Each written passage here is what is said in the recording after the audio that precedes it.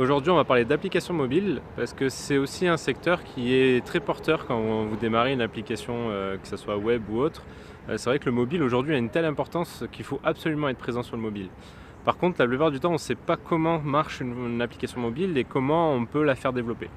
En fait, il faut savoir qu'il existe, on va dire, trois manières différentes de réaliser une application mobile. La première, qui est certainement la plus performante, c'est ce qu'on appelle développer en natif. Donc en natif, ça veut dire au langage du téléphone.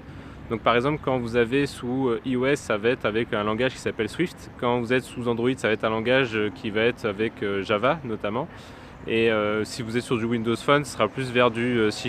Donc chaque plateforme a un langage différent et vous devez du coup développer pour chacune de ces plateformes lorsque vous les développez en natif. L'inconvénient de ça, c'est que du coup vous êtes obligé de faire appel à 2 voire 3 développeurs différents. Alors vous pouvez trouver des développeurs qui ont la capacité de développer à la fois sous iOS et sous Android ou voire même avec Windows Phone. Mais c'est quand même assez rare. Il faut savoir une chose, c'est qu'un développeur, souvent pour être expert et donc pour bien maîtriser la technologie, ça demande énormément de travail. Donc déjà, un langage, c'est dur à gérer.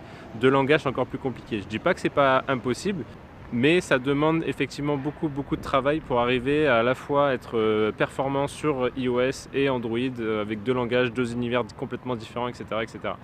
Donc la plupart du temps, ce qu'on fait, c'est qu'on appelle 2 développeurs, donc un qui travaille sur la version iOS, un qui travaille sur la version Android.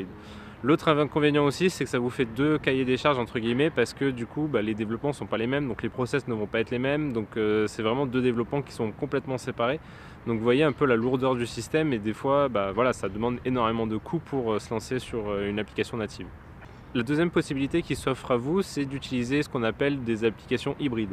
En fait, on fait une application web et cette application web est packagée dans un conteneur natif. Donc en fait, ça lance un navigateur en réalité sur le téléphone. Donc en fait, quand vous lancez votre application, ça va lancer automatiquement un navigateur de toute manière totalement transparente. L'avantage de ça, c'est que du coup, vous faites un seul développement, donc en plus en utilisant des technologies web, et vous avez la possibilité de publier très rapidement et très facilement, à la fois sur Android, à la fois sur iOS.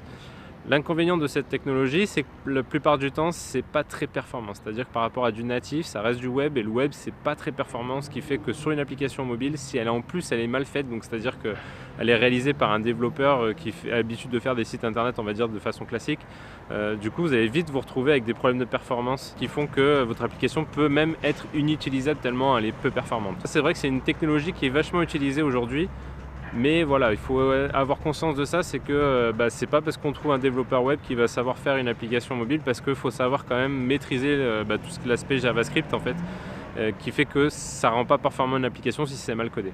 La troisième solution qui s'offre à vous est quand elle est un peu plus nouvelle, dans la mesure où ça utilise des technologies récentes comme React, où en fait vous avez la librairie React Native qui vous permet de développer des applications mobiles avec un langage JavaScript, mais qui en fait réellement va contrôler des composants natifs. C'est-à-dire que c'est un mix entre de l'hybride et du natif, dans la mesure où le développement reste du JavaScript. Par contre, au lieu que ça se lance dans une web view de façon classique, que ça s'affiche comme un site internet, ça va simplement manipuler des composants natifs, ce qui va rendre l'application un peu plus performante.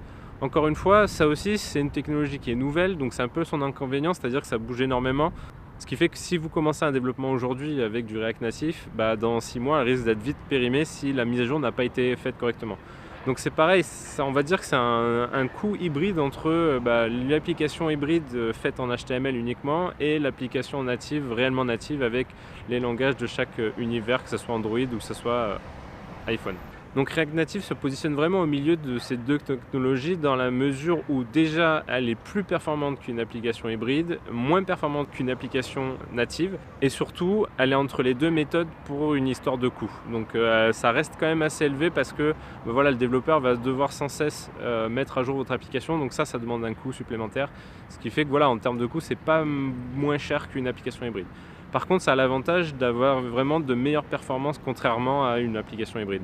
Voilà ce que je voulais vous dire aujourd'hui sur les technologies utilisées pour développer des applications mobiles. Donc pour résumer, vous avez 3 méthodes. Donc la première qui est la plus performante, qui reste le natif, être développé en Swift ou Java pour la partie Android. Cet usage est principalement fait quand vous avez une application type jeu en fait. Quand vous faites du jeu 3D, etc. Vous oubliez toutes les autres technologies, c'est cette technologie-là qu'il vous faut. La deuxième option qui s'offre à vous, c'est la solution hybride qui est quand même un petit peu plus élevée en termes de coût par rapport à la troisième solution, mais qui a l'avantage d'être beaucoup plus performant.